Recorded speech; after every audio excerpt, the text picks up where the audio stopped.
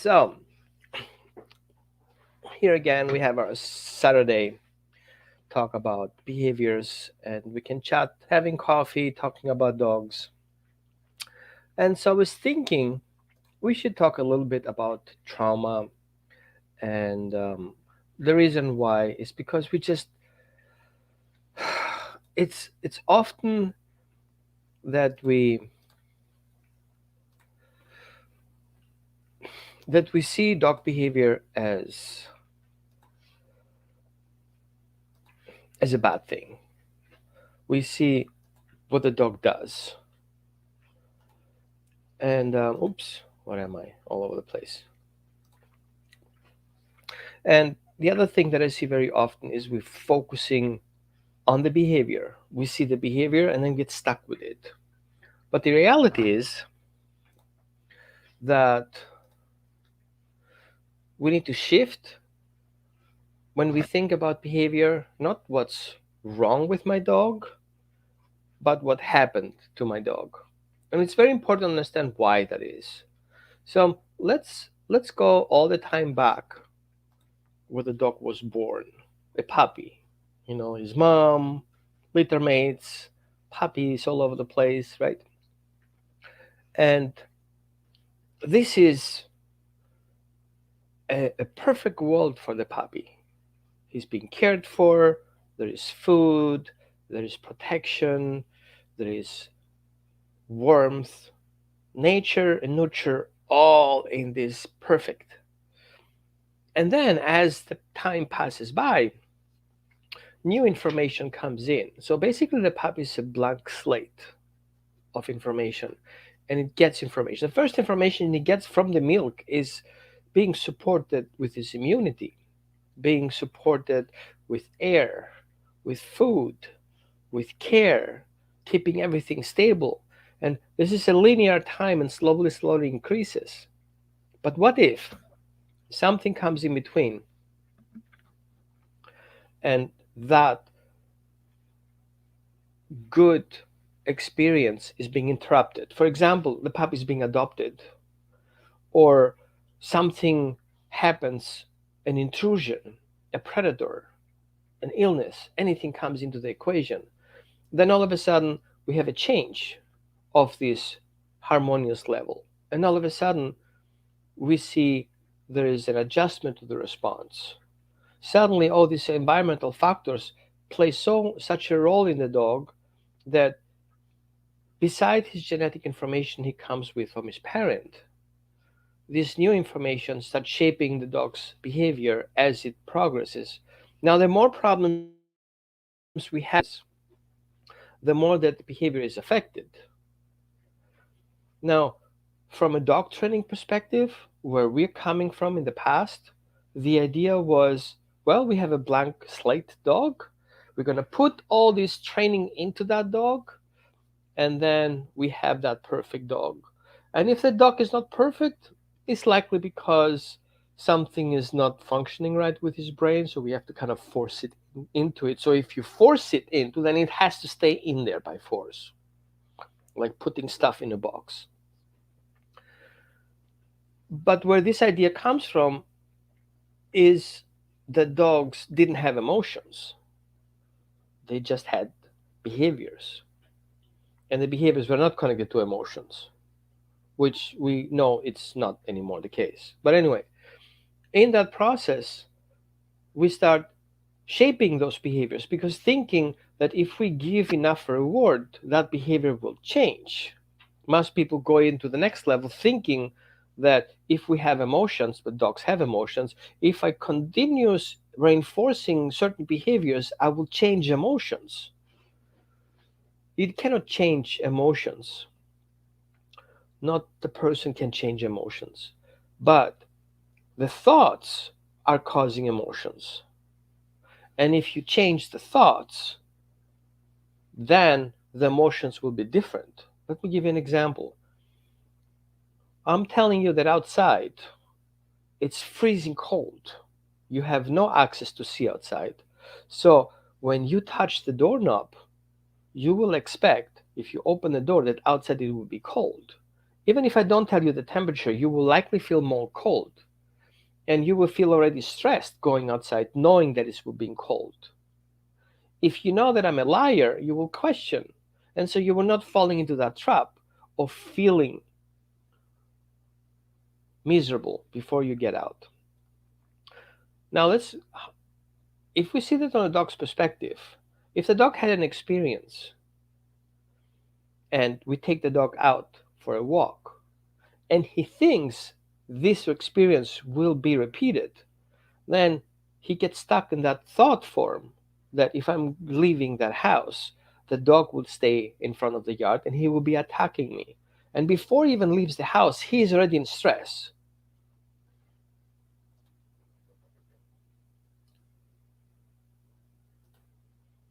Right? Thank you, Christina. But when we look into that aspect, how can I change the dog's behavior if I ignore the trauma experience? How can I modify the dog's behavior if I assume that I just simply make the dog like what he before didn't like by just conditioning him? Some people go to the more extreme. I will expose him to that situation even if he's scared to death until he likes it. Okay. Well, I remember when I was a child and I didn't like to go in the water because I felt cold water is cold. My dad took me and threw me in the water. Okay. Well, it was freezing cold, so cold. Okay. And well, after a couple of minutes of me screaming and yelling, I felt just fine. I don't want to prove that my father was right because I didn't like that. I didn't like the idea of him picking me up and throwing me in the water, even if I liked it afterwards. I just didn't feel comfortable of my father doing that particular thing. Now, my mother was smarter about that.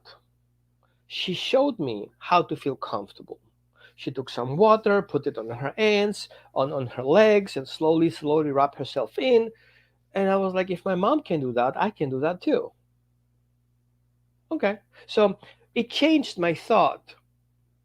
If you would ask me, how would you like to go to the beach with your father or with your mother? I would choose my mother. I would have fun at the end and I would have fun doing that.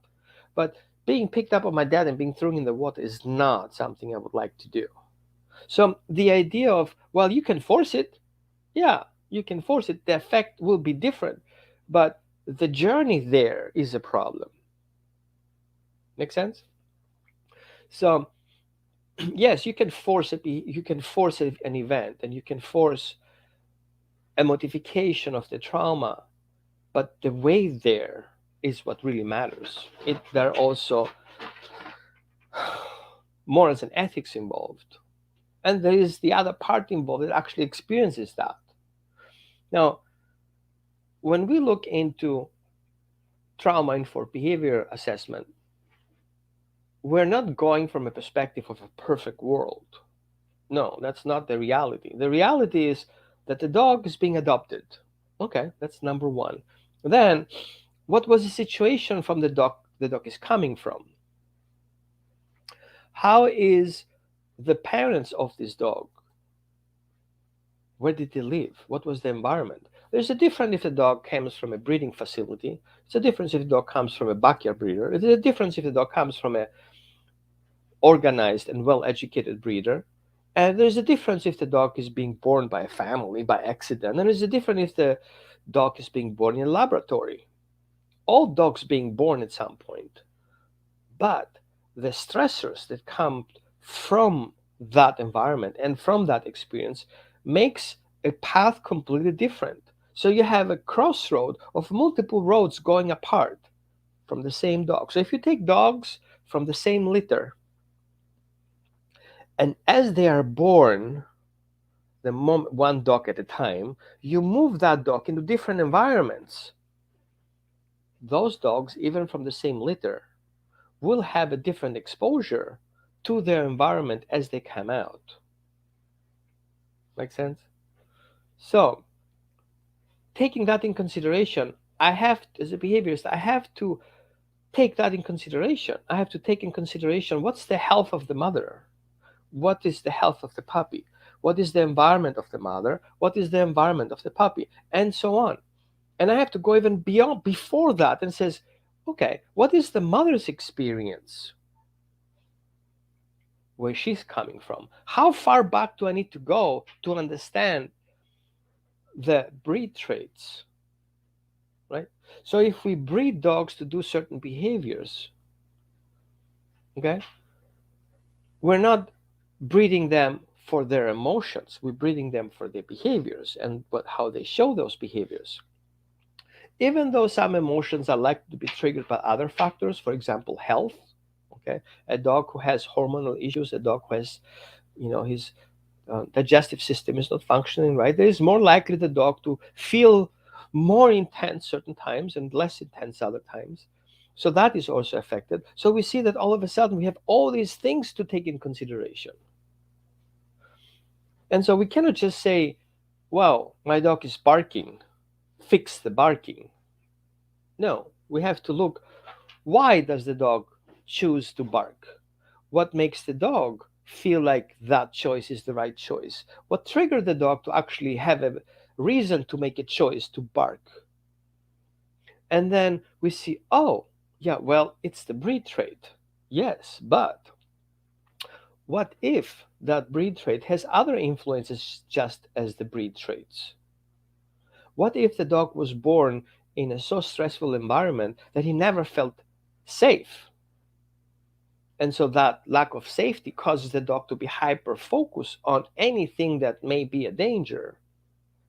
And then we have the barking. And then we have to make a choice. How to address that? Do I punish the dog for barking? Do I use a spray bottle? Do I use a shaker can? Do I use a shock collar? Do I use a prong collar? Do I use a yelling? Do I use a screaming? Do I use a ultrasonic device? Do I use positive reinforcement? What do I use? Well, the dog will show you what you should use. But definitely, the dog will never show you to use any aversive methods because the dog has already a problem. And so anything that you add to that, to his experience that he's trying to solve, causes another problem. So many techniques that people use cause more problems while we're trying to fix one because it's other ones. And not just because we're not knowing what we're doing, it's because these individual ways of addressing it causing more stress to the dog, and this affect how the dog thinks. And if the dog thinks positively, then you have a positive outcome. If the dog thinks negatively, you have a negative outcome. But what outcome is what we want? Do we want our outcome to be perfect, or do we want the dog's outcome to be perfect? And how can we merge that the dog feels good about the situation the way we feel good? Because what we feel good doesn't mean the dog has to feel the same. I love driving car. So I put my dog in the car and drive him around while the dog has a miserable time in the car. Why? Because he's throwing up, because he's anxious. And as many treats as you toss in the back, it will not change. Because the moment the dog gets in the car, he remembers, or his body remember, what happened last time he got in the car. He went to the vet. There are a couple of people there poking, putting a thermometer in his back, giving him vaccinations, holding him down, choke, and all these events that happened to the vet. And you're like, well, I had to do it. I agree. You had to go to the vet. What happened in the vet was not of your control. And then you said, well, now I need to get my dog to the groomer. Fine, you have to go to the groomer. You put your dog in a car, drive to the groomer. The dog is throwing up, makes a mess.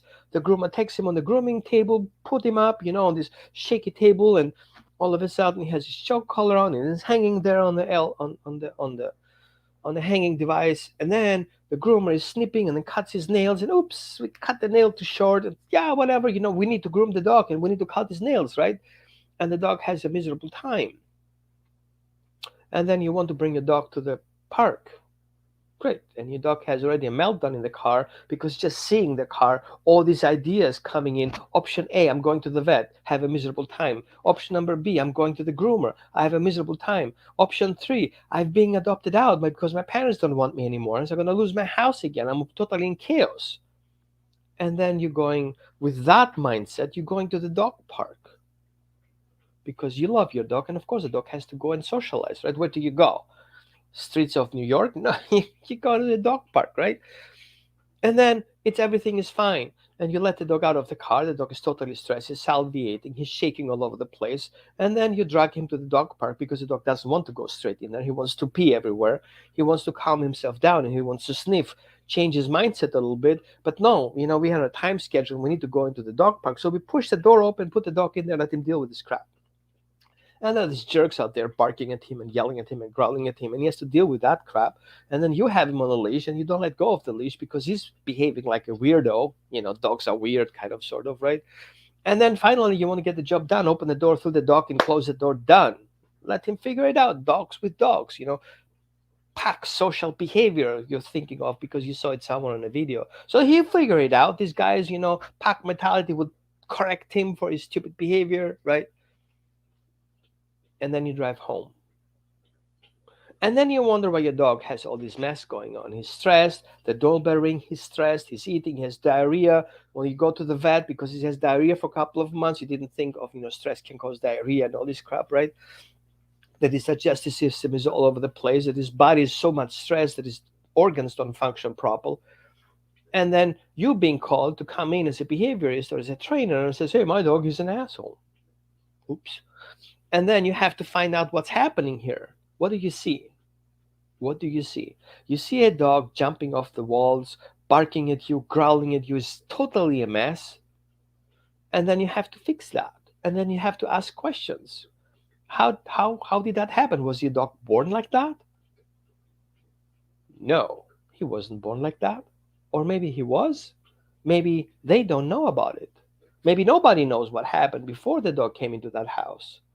And so you see, there is this iceberg, and you see the tip of that iceberg, a little tiny tip. And then you kind of stick your head with the mask under that water, and you see this huge mountain underneath. And you're like, holy bark, that's bigger than I thought. Because you start asking questions. Where do you got the dog from? Oh, he come from a breeder. Did you met the breeder? Oh, it was online. Okay. And so, did you have any background check on the breeder? Oh, he was recommended to you by a shop. I got it. Okay. And all of a sudden, you create that timeline, a behavior timeline, an experience timeline. And as you go forward from the time the dog was born, you start adding those little traumas into that timeline. Okay? Lack of safety, neglect, lack of nutrients, lack of care.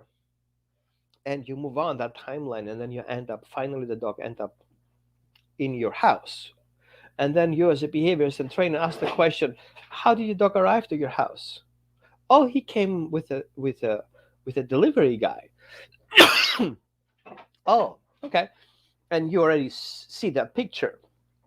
A delivery truck, multiple layers of crates on top of the other crates. This guy is traveling already like 24 hours through the states, delivering dogs in different designations.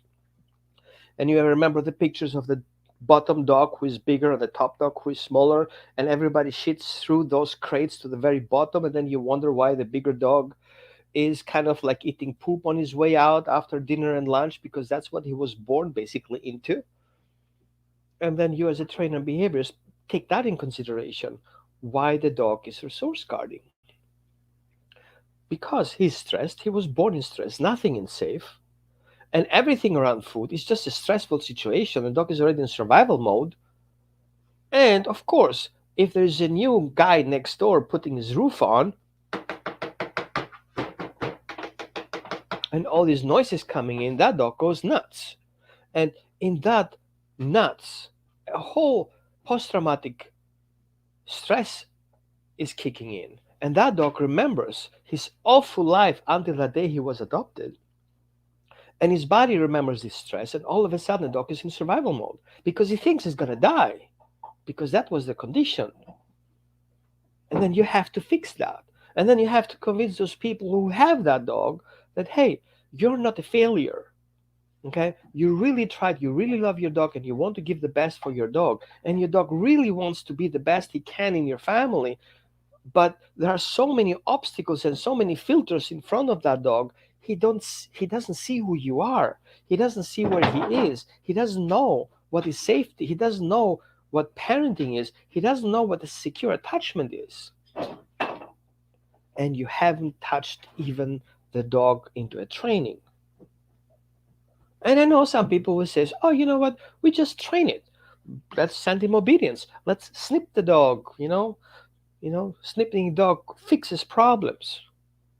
Oh, let's put him some medication. Of course, medication also fixes problems. So all these things that fixing things, you try to put on a dog to try to fix that unfixable thing that is not fixable externally.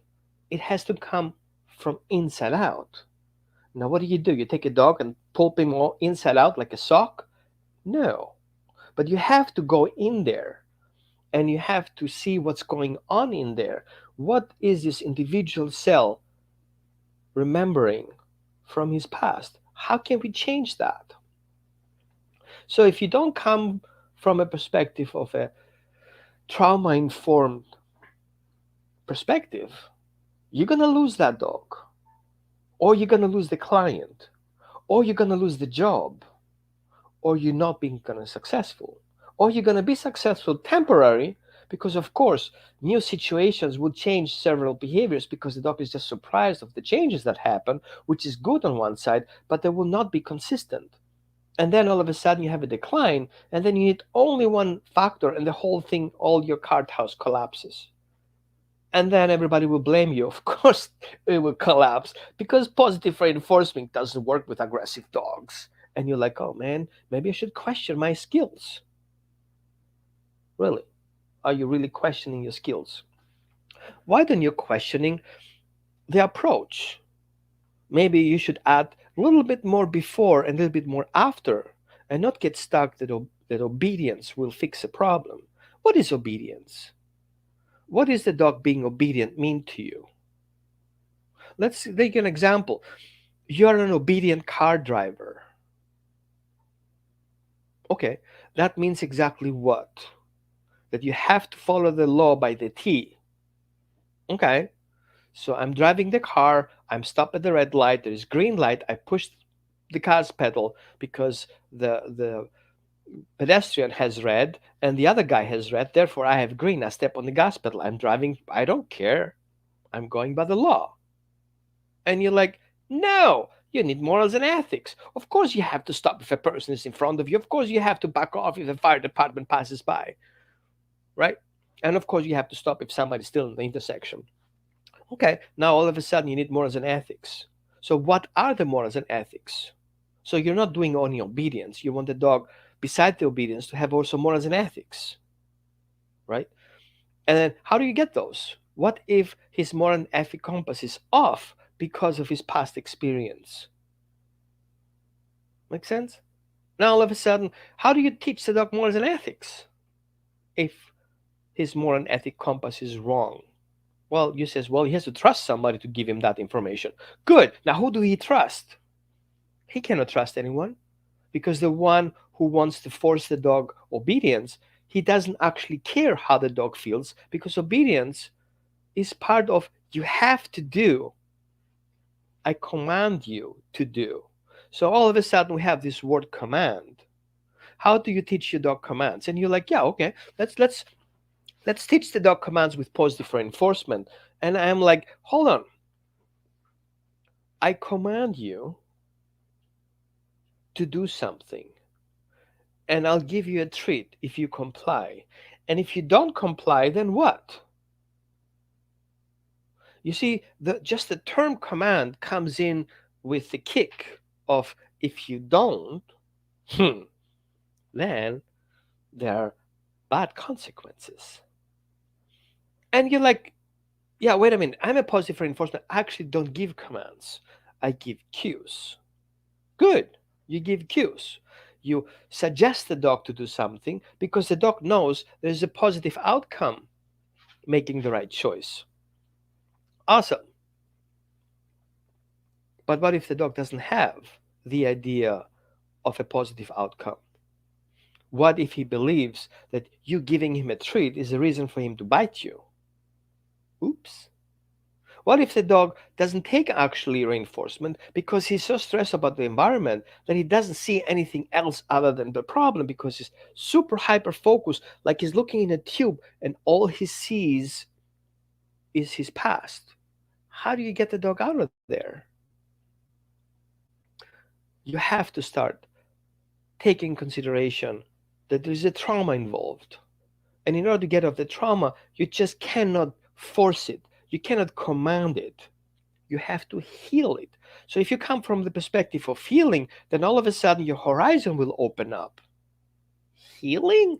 How can you heal a behavior? It's a 3D behavior. How do you heal it?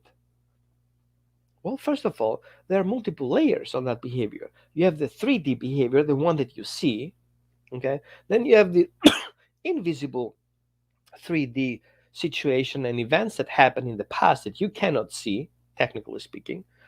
And then you have the energetic layers that are around the dog that you cannot see, but they're out there. Okay, I see you turn your eyes backwards. Let me explain. What do you think makes these individual cells, individual atoms, they have no direct connection other than magnetic fields sticking to each other? What is that? What makes those molecules floating around making a dog or making you? How do those little two or one cell that split up in two and then in four and then in eight, and don't let me math here, split themselves and they know which one is what? How does the ear know that it becomes an ear in the future if it's still one cell? So each cell has this information that is being multiplied and explained and multiplied until it makes contact with the environment. And then it says, oh, I'm at the end. I arrived. My neighbor is here. My other neighbor is here. Now I have a energetically alignment with something. What is that something that the body is aligned to? When we talk about, I thought to myself, who is yourself? What organizes it? What makes you being you versus him being him? You guys have the same molecular structure, I guess, but yet you're individual.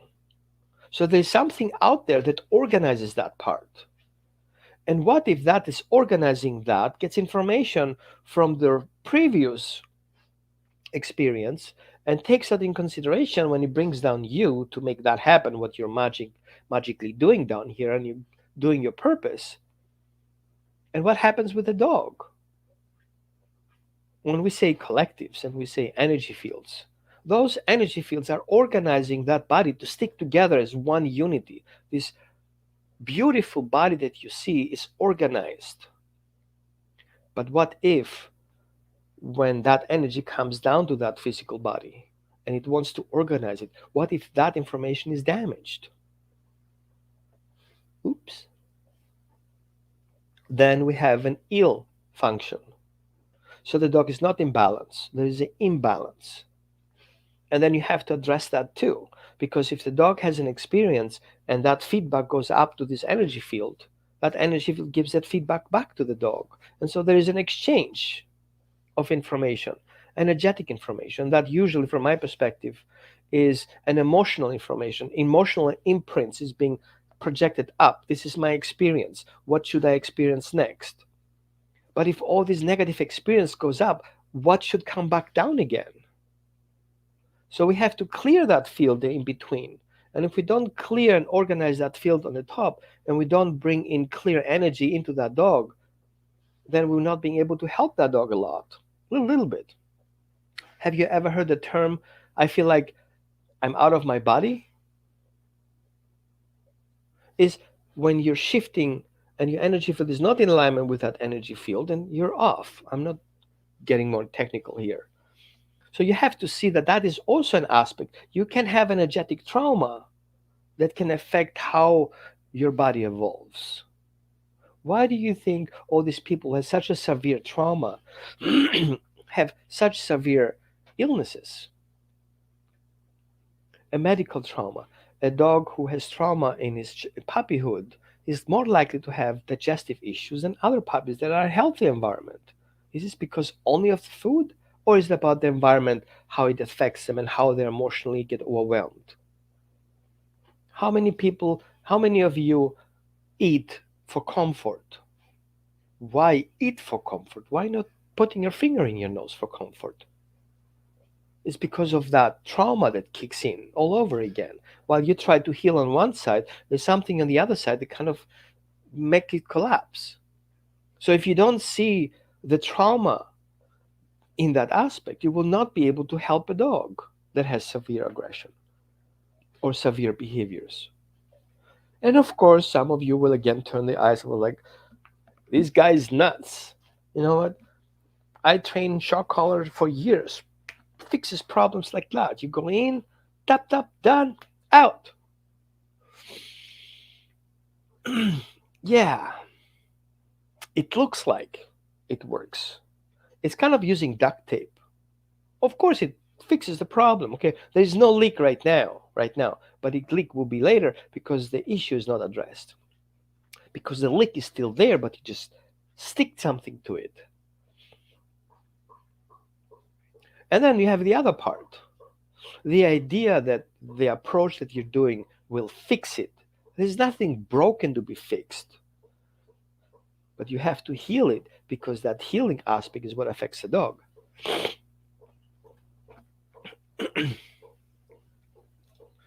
I just want him to feel safe and happy. Right. But in order to feel what's safe and happy, sometimes we have to go even further back and says, does he understand what happy and safe feels like? Even if I offer him that safe, how does he know that that is safe and that is not safe? I've seen dogs who didn't feel safe in their own skin. They were just sitting in the corner of a kennel and just shaking. The trauma was so intense that the brain was not able to be shut on.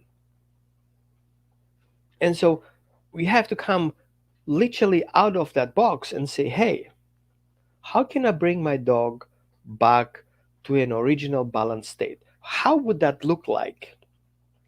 And then you have to take advantage of the dog genetic information if that is healthy. Okay. And then you try to recreate the event where he basically comes into a new situation and a new environment. Who is that who comes to me? Who is that who makes me feel better? And all of a sudden, you start creating this secure attachment relationship. And if you don't create that secure attachment relationship first, and if you don't build trust, and if you don't give your dog a role in the system that is working on, and if you don't put certain safety features in place, let him know that there is a consistency. I'm consistently getting you fresh water in the morning. I consistently give you fresh food in abundance. Abundance doesn't mean the food is all over the place, right? And all of a sudden, there is a transition. There is a vacuum of feelings sucking your dog into it because the dog has a lack of. And since the dog has a lack of, you offer him a space for him to feel it, and then he feels safe in it. And then you have to be consistent, really consistent, for a long period of time. And then I'm going to push another bottom. Okay? And here's a trigger warning. What if, just saying, what if the client you're working with, what if the dog you're working with, what if yourself who works with your dog have similar core trauma? Ever thought of that? Why do you think people resonate to adopt a certain dog? They resonate with the story. They resonate with their feelings. All of a sudden, that dog resonates with these people. I've seen dogs who are being jerked all over the place in a kennel, and then this family shows up, and that dog, like a magnet, stick to that particular child.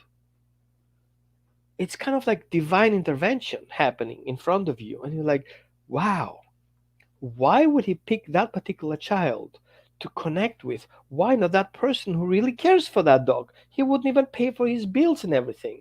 But no, that dog connects with that person. There is something out there that we have to take in consideration. There is a divine intervention that says that dog matches with this person. Doesn't matter the age, doesn't matter the gender, doesn't matter the political belief system, doesn't matter. All it matters is they resonate. What makes this resonance? Is there an agreement? Is there an arrangement? Is there a divine plan?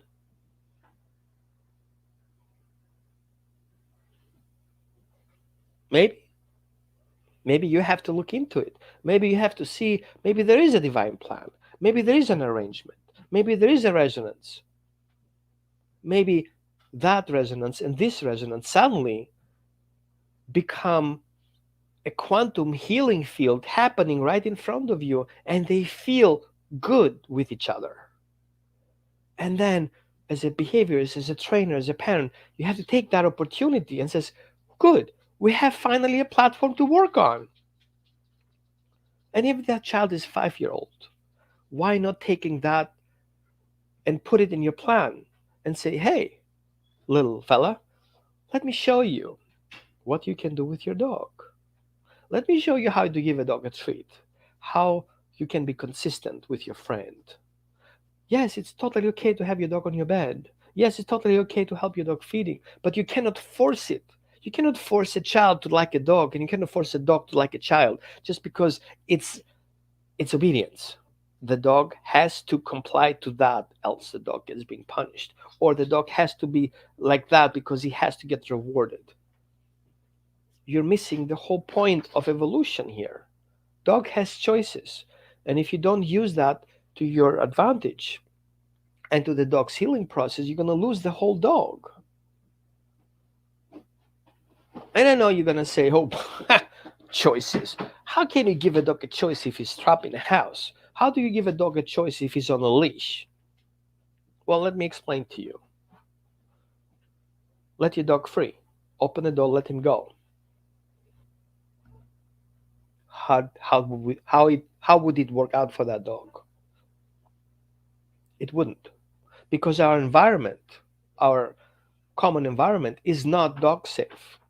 Okay? We have a miserable environment for animals, for house animals. But here's another story.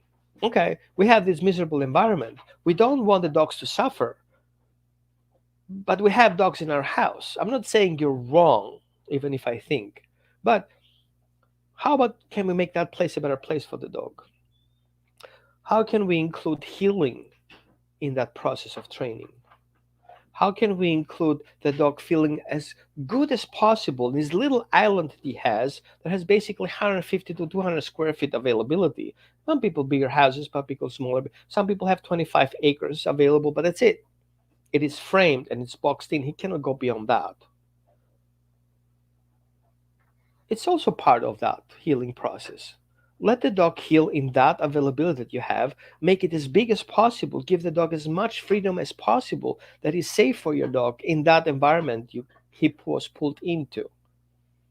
If you go into India, if you go to Bali, if you go to Egypt, if you go to Greece, if you go to these places where dogs are roaming free, they're just fine. Are they healthy? No. Are they feeling good? Yeah, they have all these free choices. They actually feel good doing whatever they want to do.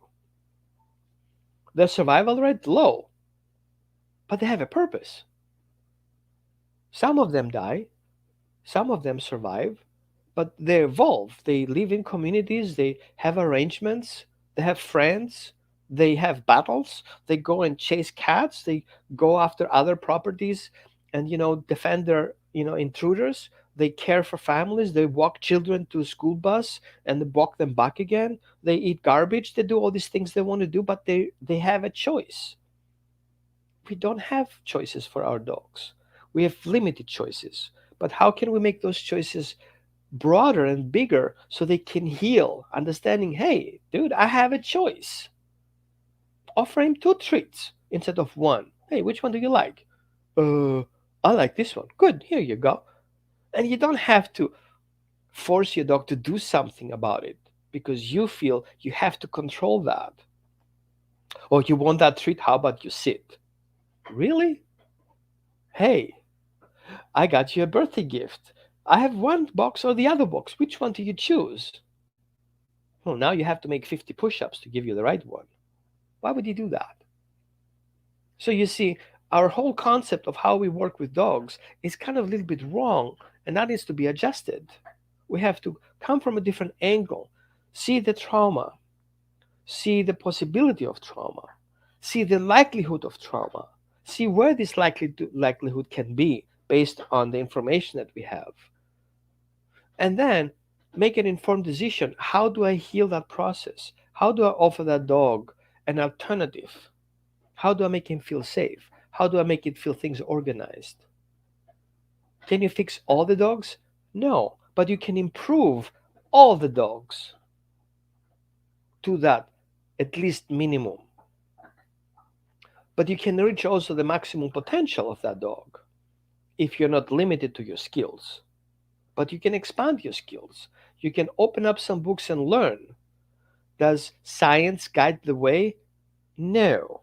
Science doesn't have signs telling you this way or the other way. It just tells you where you are right now. And then you have to make a moral and ethical choice. Where do I want to go? Where am I right now? What's the situation here? What's the temperature? Okay? What's the dog behavior? What's nutrition? What is trauma? And then having all this information is okay, I want to go in that direction. What obstacles will you find in that direction? So you can take science into consideration, but it doesn't tell you what you're doing. It just tells you what's going to happen if you do this, what's likely is going to happen, or what's likely not going to happen if you do this. But it's still your choice. But picture this, if you take in consideration how your dog feels and you start being empathetic about it, and if you start feeling and share emotions with your dog and recognize, how does my dog feel like right now? And I feel these anxious feelings. Yes, you share feelings with your dog. Take that in consideration. And then, what would make my dog feel better? Then connect with your higher, smarter part, right? Not with your logic, with your smart part. And tell, how can I be helpful to my dog? What does my dog, oh, water. Oh, shit, I didn't fill up the water. And then you get this information, you have to work with that information and start trusting your skills. You have that information in your mind. It came in with your energy field because you're here to make a change. Okay? You are here to make a change for you, for your ancestors, for your environment, including your dog. And your dog came here to help you, his environment, and himself. Well, isn't it a perfect relationship? What if you and your dog can be in this harmonic space where you both connect with each other, where you both emotionally connect with each other, and start being empathetic without falling into drama, and see how can you guys help each other? What would you like to do today? What makes you happy? What makes you happy? What makes you happy? Give me something, type it in the comments. What would make me happy right now? I want to do something today that will make me happy. What would that be? Maybe write 2 things that would make you happy. And then write something down that your dog would make him happy. Check in on that. Close your eyes, take a deep breath, and think your dog is having a conversation with you and he tells you, hey, that would make me happy. See if you can do both. Make yourself happy and help your dog be happy. For example, I thought to myself one day, I want to have a strawberry ice cream. And I want to wear a red hat. It had nothing to do political. It was back in then. I just like a red hat because my favorite team was a red headed. And so I feel going having a strawberry ice cream and wearing a red hat. I'd never done it before. So I went outside and I had my dog to me and I was like, what does my dog want to do? He wants to do what I do. That was my information. And I was like, how can your dog wants to do what I do? Because he was imitating me, and I came that later to that conclusion. Good. So I'm gonna go have an ice cream. I'm gonna order an ice cream for my dog. My dog can have a vanilla ice cream, a little bit of milk. It doesn't have to have a whole bowl of ice cream. It can have a little bit of cream on top. And me and my dog had ice cream, and me wearing a red hat, and my dog was doing what I do. And I'm telling you, it was such a pleasant moment.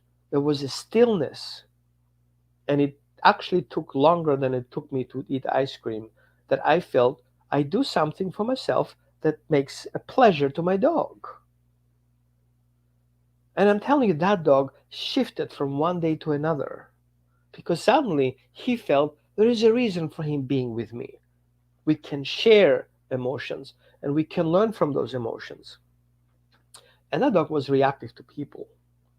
But suddenly he started connecting with people. Suddenly he saw, hey, I can have fun. I can do something that I like in an environment that I kind of okay with it, but it feels good. I want more of that feeling good thing. So it's the feeling good that makes the process go forward. Do whatever possible to make your dog feel good, whatever you do. And once you're there, then look back where you're coming from and see how many of those goodies have you put in place and how far have you come. You don't have to make big jumps. You don't need to jump over a fence 16 feet and hurt yourself by trying to feeling good and then you ruin the whole thing. Make little steps. Make little steps that you can confirm, really, I felt good. Like, I'm feeling good talking to you guys. And I had no plan. I I didn't know what to do for the conversation today, and I know you guys are really slow in commenting. I was like, you know what? I'll just take over and talk about stuff. And I was having the conversation the other day, and people ask me, how do you work with people over distance? How can you help people remotely? Well, I explain to them what's happening, and then I talk to myself, what exactly do I explain to them? And I was remembering the last session that I did because every session you evolve and you learn more things and you build up the way you work. And like the first thing I did, I explained to them what trauma is. I explained to them what the situation with the dog is. I gave them an information for them to process. I showed them this plateau of events that happened to the dog. And then once we saw that, then we made the connection with those behaviors. All of a sudden, people recognized that those behaviors were connected directly to those events. So we did kind of a reverse engineering. And then I explained to them that if they don't create that environment for the dog to feel safe, if they will not have process. And I asked the questions, what did you do to make your dog feel safe? Well, I put him in a crate. Okay. I put him a prong collar on. I put him in a training facility for a couple of weeks. So we recognize that what people thought, always thought through their mind's eye, through their perspective, through their kind of like, how you call this scope that you turn and all these things change shapes. I don't recall the name. Help me out here. What is it called? That you look through the glass and all these spinkles are in there and you turn it with those mirrors and they change shape. That. So everyone has his own. Those mirrors are the reflections of their own trauma. And those little crystals in there, those little things that are bouncing around, are the experience. Kaleidoscope. Thank you, Anne. So this kaleidoscope is you looking towards your dog. So the mirrors there is your trauma. And these pickles in there, pickles, stupid, these individual things that are in there are the experience that you're looking through. So the more mirrors you have, the more of those things you will see. And every time you clear a trauma, you're going to have one mirror less. But your dog has the same option. He can only see through a kaleidoscope from his perspective, whatever he sees through his eyes. And your goal is to reduce those mirrors. But you can only help him reduce those mirrors if you know how to reduce those mirrors through yourself. And so I see a couple of my people who are doing the mentorship program are here. Hi, if you don't look into your own trauma and recognizing that it affects you, the way you make a decision, the way you bond, the way you interact with your environment, if you don't see that, you will not be able to help your dog. And even if you're a trainer, I challenge you to think what trigger you have if you're working with your dog. Any dog that you work, the dog is pissing you off. What pisses you off? What exactly is that makes you feel that way? So if a dog can trigger emotions to you because of his behavior, how are you responding to that behavior, and what are you triggering to the dog's emotions? Can you affect the dog's emotions? Yes, you can. Can you change them? Not directly. You have to change the way the dog sees the environment. But if you're not able to change how you see your environment, how would you be able to do something else to somebody else? So clean that kaleidoscope and observe what kind of little dots and pieces you see in there. This is your experience. And if you see a lot of it, then you have to recognize that, hey man, I have a lot of mirrors. What are those mirrors? What am I reflecting here? So what I would do is look at each in the mirror, pull that mirror in your mind's eye out of there and says, who am I mirroring here? Okay? My father, my mother, my brother. And then see what emotions come up to that. And all of a sudden you recognize, if you look at that from that perspective and you let this emotion come up for yourself and you're not suppressing it, and I'm going with this somewhere, so stick here with me a little bit. And these emotions come up, and then and you're like, you know what? And no, you're not throwing that glass and you're not slamming on that table, but you let these emotions come up and you cry about it. You're not a crybaby. You're not. You made it so far and you made it where you are right now. You're definitely not a crybaby. Okay, you're a hero in my perspective. Through my kaleidoscope, you are a hero. You made it so far today, even watching that. It's not it's not accidentally you sitting here and watching this crap for an hour. Okay? Now if you have these emotions come up, you have to see where this emotion is stuck in your body. And what I'm telling you right now is exactly what's happened to your dog too. Okay? So he sees a dog, he sees another trigger, his emotion comes up, it floods up. And it comes out. And while he comes out, you kind of choke it, correct it, punishing it, try to suppress it, try to treat it. How did it work out for you? Until you let this emotion come up in a safe environment where the emotion can come up without doing any damage to anyone and not to himself. So what you go with the microdosing.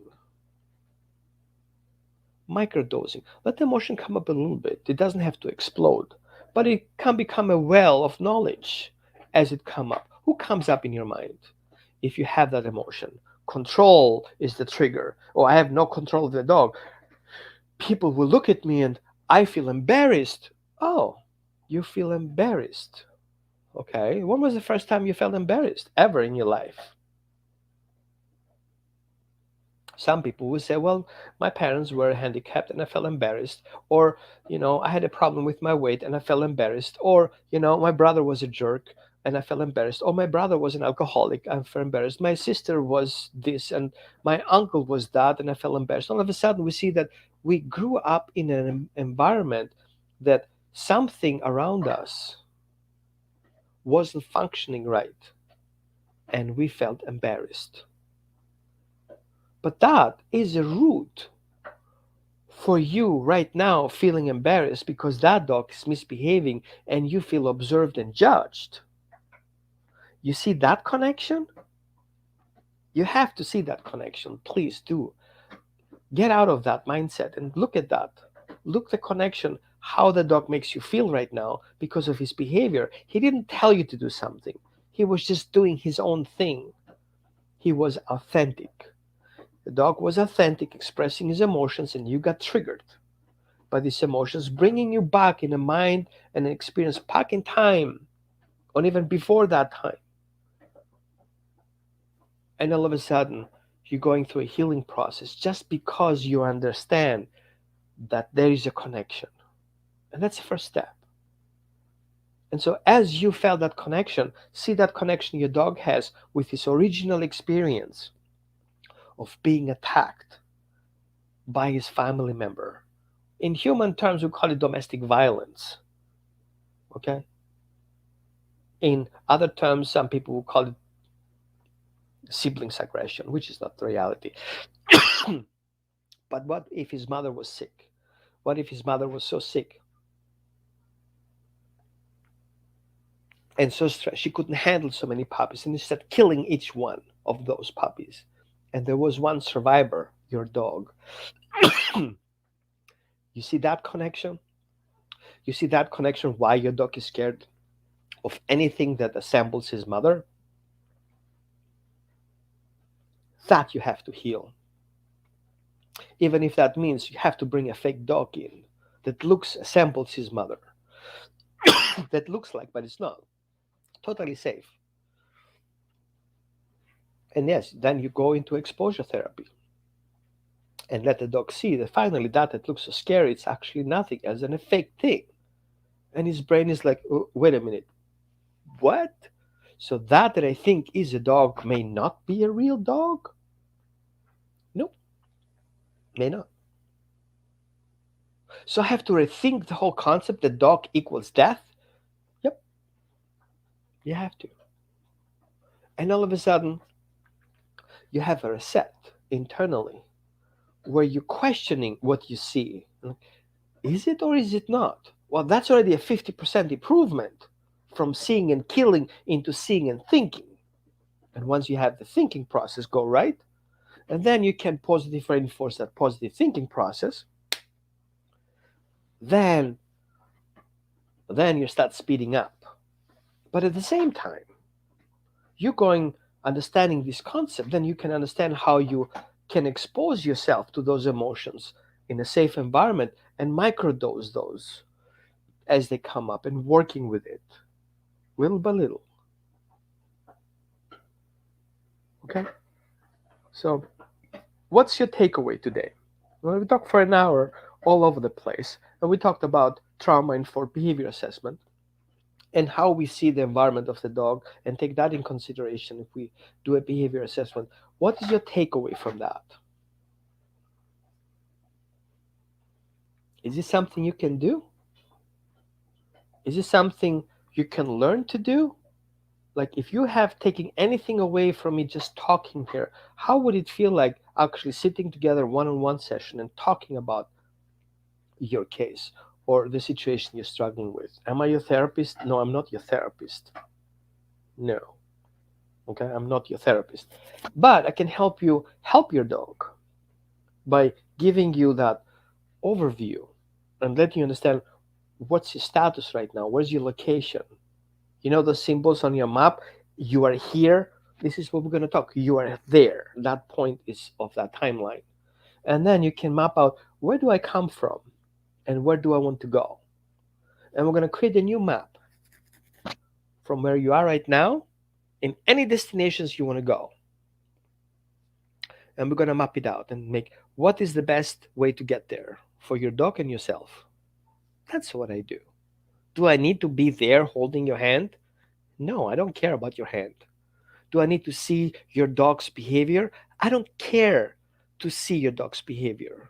I trust you're telling me what, but I can also see it with, through a video, whatever imprint you have. But we're not focusing on what the dog does. We want to look for what happened to your dog before he did that. So we understand why he thinks like that. That's what we're focusing on. And since you cannot bring me back there, and I cannot see it, we can totally do it over distance. Because We're going to sample all the information we have, and then we can see that. So Bonnie says, here, let me pull it up so you guys can see. Well, I know you guys are typing.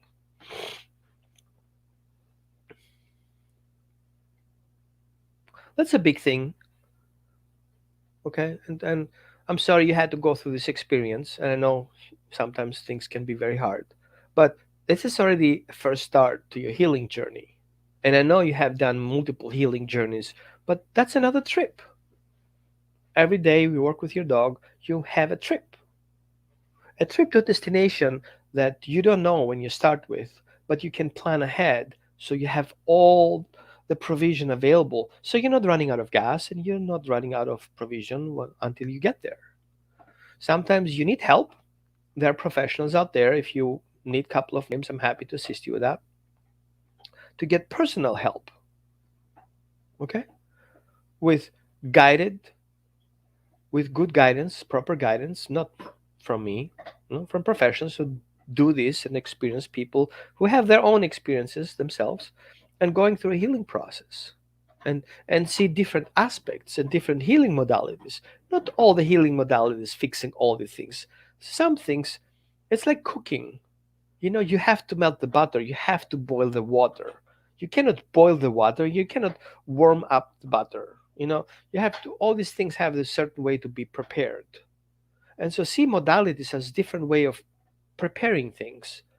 And then as you assemble your menu, what you're eating will be your healing process. You eat what you prepared in a healthy way. And then you feel better. Slowly, you shed things off, you transmute them to be more precise, and it's just, you know, become a butterfly. And then you fly around from a different perspective.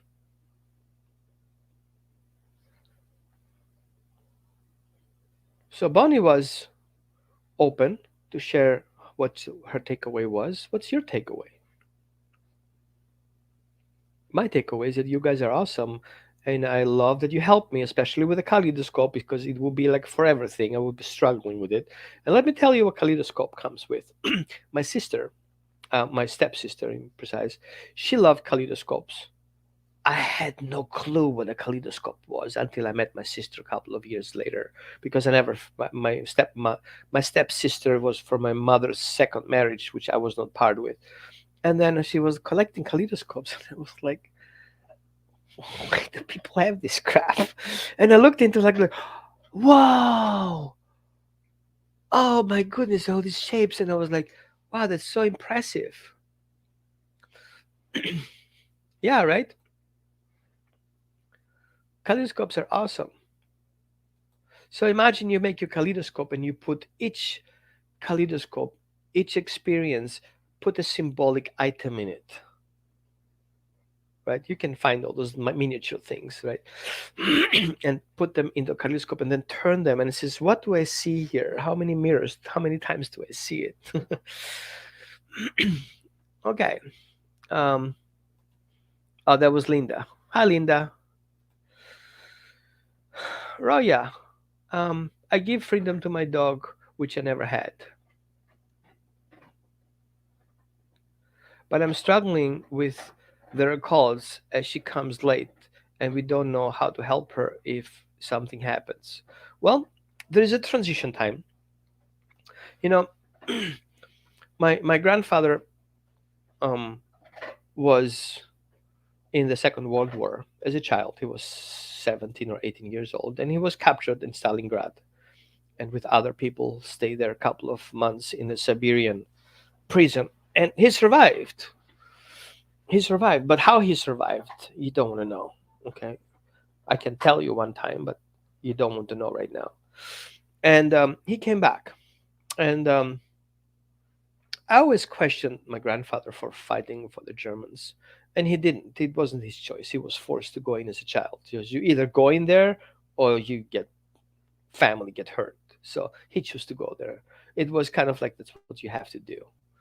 It was not his decision, and then I thought, I need to understand what happened. So I went to Dachau, and I went to I missed the other name, Auschwitz. And I'm telling you, it was such an overwhelming experience, and so much trauma in those places. Amazing. And it imprinted in me. Those people was forced to be in there going through this process and had to do things no normal person would ask anyone to do. They had hope, and even that was destroyed. So, how can we destroy a person? It was a factory of destruction of personalities and people and hope and beliefs. Everything was there, squeezed together, squeezed out of it, and then burned. Believe me, if I read certain posts and I see certain training approaches and I see certain mindsets of people around dog training, it brings me back to those concentration camps. Hearing the concept of a boot camp brings me right there. Is it my own trauma? Yes, it is. And that's what I do because I was there. I see what I felt what happened there. I talk to people who survived that. And now I can better understand dogs. And you're telling me I'm nuts because I'm comparing dogs with people that survived the concentration camps? Yeah, I do. Because there's the same pattern, right?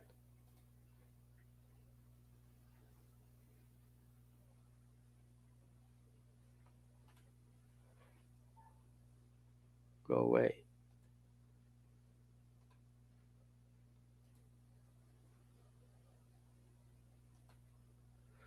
Trauma, recognize trauma. Correct. So I appreciate my traumas because it helps me see other traumas. You're very correct. So I made my trauma kind of my superpower. Sometimes it hurts, but it hurts good, kind of thing. And it helps me. So if I tell people, your dog is suffering, if you put a shock collar on, your dog is suffering. And you want to explain to me that it's just like a tiny little shock. It's kind of like doing massage on your muscles.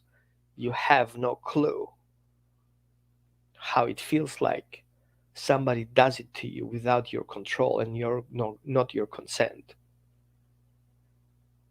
Okay? It doesn't. And you have no clue once you have that experience how intense that feeling is. Just thinking about it, the potential to feel it again. Think about that. And how it feels if your skin is so much thinner than a human skin. And what if your skin has more sensors and is more sensitive than your human skin? What if that little massage impulse triggers your survival response and your body pulls up all this database of how he survived the last 4.2 million generations, and you just pull it up with little buzzer, just a little vibration, just to communicate or send a message or redirect.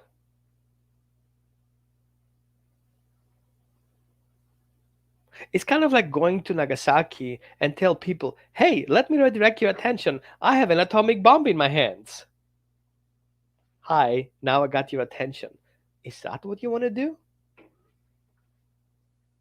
No.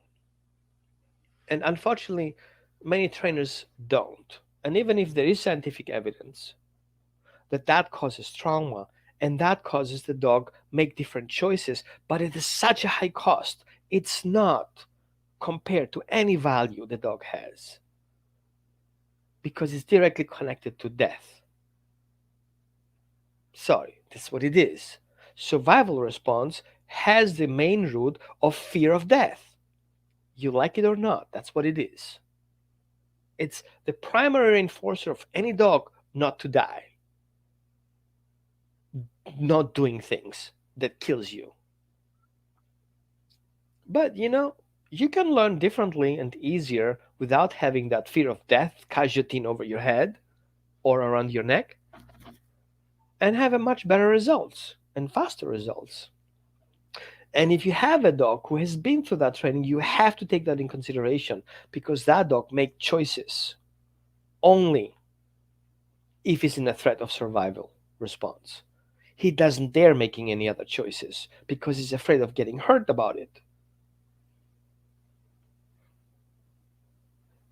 So yeah, it is complicated, and it's not just push a button or give some cookies or click it. So we have to kind of change and shift our mindset about it, how we approach things. And that's why I had that. We need to shift our thinking from what's wrong with my dog to what happened to my dog. And from how can I make my dog better into how can I dog make my dog to feel better. And really appreciate you guys for being here today.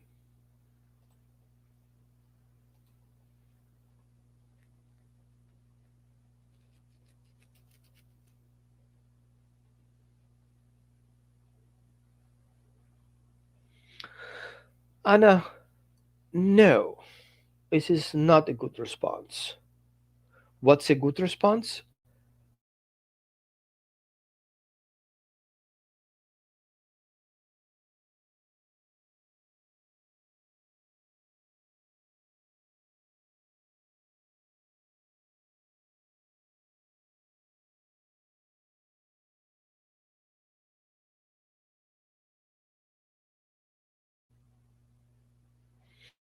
So I don't understand what the situation is. So it's really not enough information. But you're welcome to reach out to me and we can talk about things and understand what is an alternative. Because sometimes bringing the dog over threshold and not recognizing his little signals where he gets uncomfortable is something we should address first. So sometimes there are preparations to be done for the dog to learn how to change his behavior in the future. So you need to kind of prepare there. Like my mother did with me, getting in the cold water. She started giving me a little bit of a temperature kick in the beginning. It didn't throw me in the water. Over threshold is throwing you in the water. If a dog already reacts to the situation, it's already too much for him to handle. So you have to go much earlier. He needs to trust to change his direction towards you, telling you, "Hey, I'm gonna lose my shit right now," like in a bit, and you're like, "Hey, I got you, buddy. Come over here. Let's go in the other direction. We can totally walk away from it." So you see, you can prepare the situation and not exposing the dog. I see many people trying to teach the dog how to pull nicely on the leash on the walk, or they try to help the dog tolerate dogs in a dog park. You don't start there. You start at home. The dog needs to understand certain concepts. You cannot just go without the concept into the field, tell the dog figure out which concept he has to use if he has never had that experience. So let's look up of prep work to do that, but totally fixable. But hugging your dog the moment he feels threatened, maybe or maybe not be the good solutions. I don't know.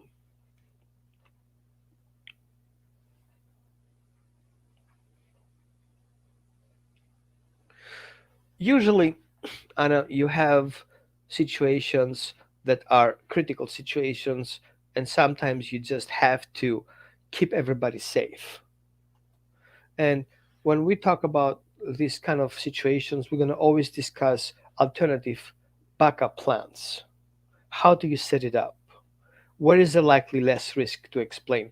Because if I'm going through a healing process, let's say, for example, I see a therapist and we do a trauma release, I'm not going there with my mother if I need to heal with my mother, right? I would go to heal my trauma with my mother. Having my mother bringing me to the therapist would be a stupid idea, right? But having a conversation with a therapist over distance, talking about things without my mother present, without being exposed to my mother, will be much easier for me to handle, right? And how about we we talk about the threats and dangers that can happen and then be prepared. If that happens, then we should do this. If you feel this way, then you should that. If you feel that way, then talk to me. Let me know that you feel this way so I can help you out of the situation. But being silent and keeping it down only causes stagnancy, and stagnancy causes illness. Anybody of you who does energy work and yoga and any times of healing modalities, you understand what stagnancy means. And if you don't let the dog release a trauma through a certain process of moving or engaging, then you create stagnancy, and it's not what you want. Okay, sometimes stagnancy is not what you want. Never. Good. If you guys don't have any other questions, I'm running out of coffee, and we really killed it today with almost 1.5 hour talk. But I'm glad you guys had fun. You're always welcome to reach out to me. You can go to me to my website. Let me pull that screen here so you guys can take a screenshot. There you go. Take a screenshot, and you can check on my website and reach out there. That's the safest way to go. If you try to message me on Facebook, trust me, it's gonna get lost. Maybe, maybe not. So I find out sometimes people sending me messages and like totally missed up messages. They just pile up. So again, thank you for watching. Thank you for holding space for others. And I'm glad you guys had these awesome questions. And yeah, if you want, share it. Um, just don't share it just like that. Put some words into it. How you feel about that, and why is it important to watch it, and why somebody should grab a popcorn and a glass of wine and sit down and watch the whole thing, or why they shouldn't watch it. Don't watch that link, for example. Okay, I'm leaving it up to you. You can do whatever you like. If you learn something about it,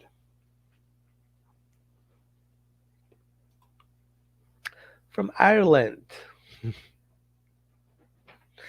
um, and I wanted to say thank you for spending time with me today and having coffee. We're gonna do this next Saturday too, and yeah, we need to get out of that vicious circle, and we need to kind of better understand trauma in dogs and look into that. And for those who think I'm stupid to compare people with dogs, okay, I understand. I thought exactly the same thing. I said to people, don't humanize dogs. But the more the science, gets forward, the more we recognize that dogs are more human-like than we think they are. We already test drugs on dogs because we are interested how they are emotionally, because they are similar emotionally affected as we do. They have similar family structures than we do. We we test things on bunnies, okay, and try to have conclusion there in laboratory conditions, and we try to imitate wolves and see how dogs behave, not recognize that dogs are more likely like us than they are to wolves in how they have the family structure and how they interact emotionally with their environments. I hate when people use dogs for medical and tests and all this stuff. We don't have to do that. Okay, we have enough information to do that. Homeopathy doesn't use other animals to anything. So if you want to go the healthy route, use homeopathy, and homeopathy works well in trauma care and trauma release, helping the organs function better. That's important to know. And there's a lot of medical trauma out there that makes behavior really not not good. So we need to know that too. But if you're interested in learning more about that, I have a mentorship program that focuses on that. It's not about obedience at all. I hate the term obedience, but we learn how to create secure attachment relationship. We learn how to observe trauma-based behaviors. I learned how to analyze it, how to look at it, and how to treat it, and how to work with it, and all these aspects that are available right now that I'm aware of. And some of you can contest. Sometimes I pull up new documents and write new things up, and sometimes I delete old documents that I have because, like, I don't think I'm up to date here. And so, yeah, and then I have these individual programs for individual people where we do a specific program for your particular dog in your particular case for your particular family. It's not out of the box. Um, and yeah, it's a secure attachment based trauma informed behavior approach that I felt over the years is the best that I have found out there. It's not because I do it, it's because I wish more people would do it. It's just the way it goes. With children, it's very successful. It's already applied and it's happening already. But since we have this taboo that you cannot compare children with dogs, now you have all the other problem that you cannot take that information and pull it to the dogs. But I do, and I totally see it's working. So thanks again, everyone, and see you next Saturday. If you want to discuss something, yeah, shoot me an email and let me know.